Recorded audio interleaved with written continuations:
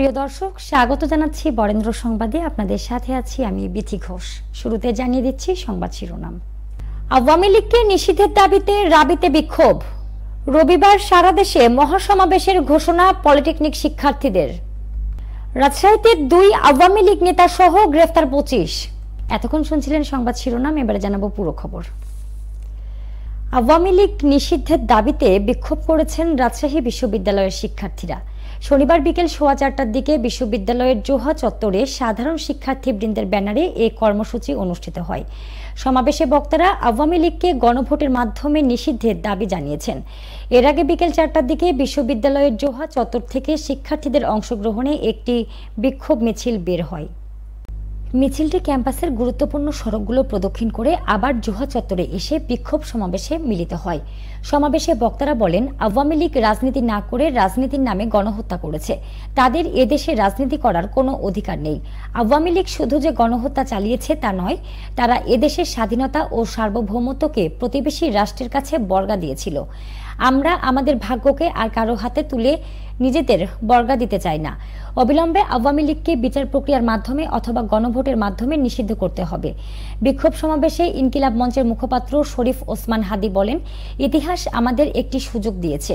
আওয়ামী লীগ ক্ষমতায় থেকে দিল্লির স্বার্থ বাস্তবায়ন করে গেছে।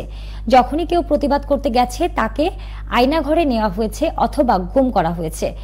আমার ভাইদের তুলে নিয়ে জঙ্গি তকমা দিয়েছে। এরপরে জুলাইয়ে অধিকার নিয়ে কথা বলতে গেলে দেশব্যাপী গণহত্যা চালিয়েছে।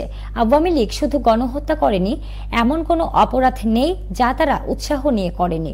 এই আওয়ামী লীগকে নিষিদ্ধ না করা হলে আমাদের শহীদদের সঙ্গে বেইমানি করা হবে। সমাবেশে গণ অভ্যুত্থান মঞ্চের সংগঠক ইমরান হাসানের সঞ্চালনায় বৈষম্য বিরোধী ছাত্র আন্দোলনের সাবেক সমন্বয়ক মেহেদী সজীব সালাউদ্দিন আম্মার বক্তব্য দেন। কর্মসূচিতে বিভিন্ন বিভাগ এবং ইনস্টিটিউটের অর্ধশতাধিক শিক্ষার্থী উপস্থিত ছিলেন।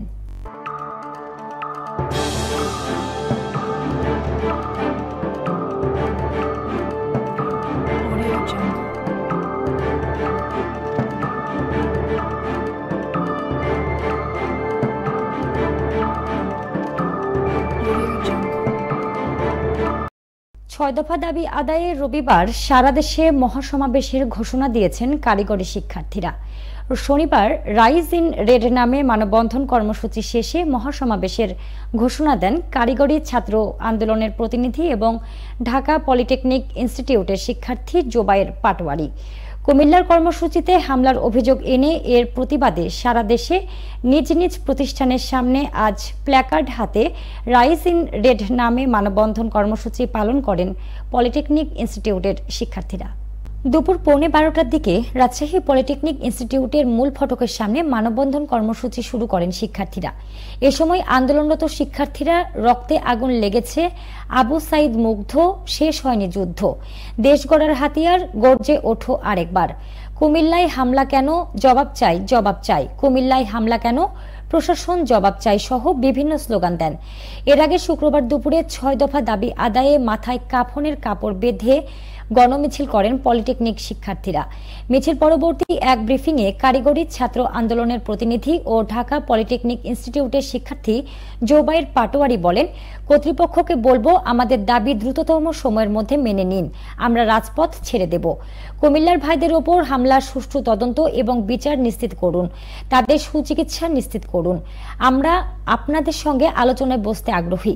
কারিগরি ছাত্র আন্দোলনের প্রতিনিধি ও ঢাকা পলিটেকনিক ইনস্টিটিউটের শিক্ষার্থী মোহাম্মদ মাশফিক ইসলাম দেওয়ান বলেন, এই সরকার আমাদের সরকার, শিক্ষার্থীদের সরকার, বিপ্লবীদের সরকার। এই সরকারকে পূর্ণ সহযোগিতা করতে আমরা প্রস্তুত।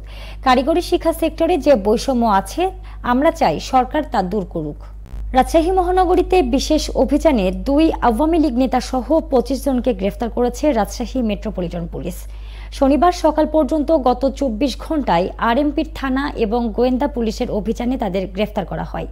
আরএমপির মুখপাত্র ও অতিরিক্ত উপ পুলিশ কমিশনার সাবিনা ইয়াসমিন বলেন, পুলিশের বিশেষ অভিযানে বৈষম্য বিরোধী ছাত্র আন্দোলনে হামলা, বিস্ফোরণ ঘটানো এবং সন্ত্রাসী কর্মকাণ্ডের অভিযোগে আওয়ামী লীগের 2 নেতাকে গ্রেফতার করা হয়েছে। এছাড়া বাকি 23 জনের মধ্যে ওয়ারেন্টভুক্ত আসামি 6 জন, মাদক মামলায় 11 জন এবং অন্যান্য অপরাধে 6 জনকে গ্রেফতার করা হয়। গ্রেফতারকৃত আসামিদের বিরুদ্ধে আইনগত ব্যবস্থা নেওয়া হয়েছে। গ্রেফতারকৃত আওয়ামী লীগ নেতারা হলেন শাহাবুল ইসলাম কমল এবং মোকশেদুল আলম ওরফে সুমন। এদের মধ্যে শাহাবুল ইসলাম কমল রাজশাহী মহানগরীর মতিহার থানার বাজে কাজলা এলাকার মৃত আবুল কালামের ছেলে। তিনি রাজশাহী মহানগর 28 নম্বর ওয়ার্ড যুবলীগের সাবেক যুগ্ম সাধারণ সম্পাদক। এদিকে মোকশেদুল আলম সুমন বোয়ালিয়া মডেল থানার মিয়াপাড়া এলাকার মৃত আবুল হোসেনের ছেলে। তিনি রাজশাহী মহানগর তাঁতি লীগের সাবেক সাধারণ সম্পাদক। নাটোরের বড়াইগ্রামের নিজ ঘর থেকে ওয়ার্ড যুবলীগ নেতা আইনাল হকের অর্ধগলিত মরদেহ উদ্ধার করেছে পুলিশ।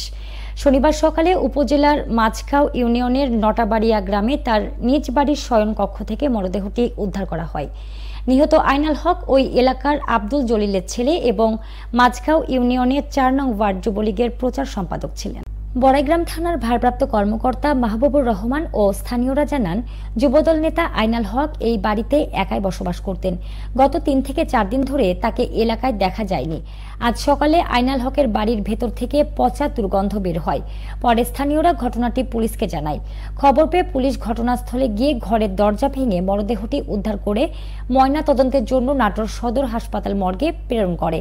প্রাথমিকভাবে পুলিশের ধারণা 2 থেকে 3 দিন আগে স্ট্রোক করে ঘরের মধ্যে পড়ে গিয়ে মারা যেতে পারেন তিনি। ময়নাতদন্তের প্রতিবেদন পাওয়ার পর মৃত্যুর সঠিক কারণ জানা যাবে। এ ছিল বরেন্দ্র সংবাদে, সাথে থাকার জন্য ধন্যবাদ।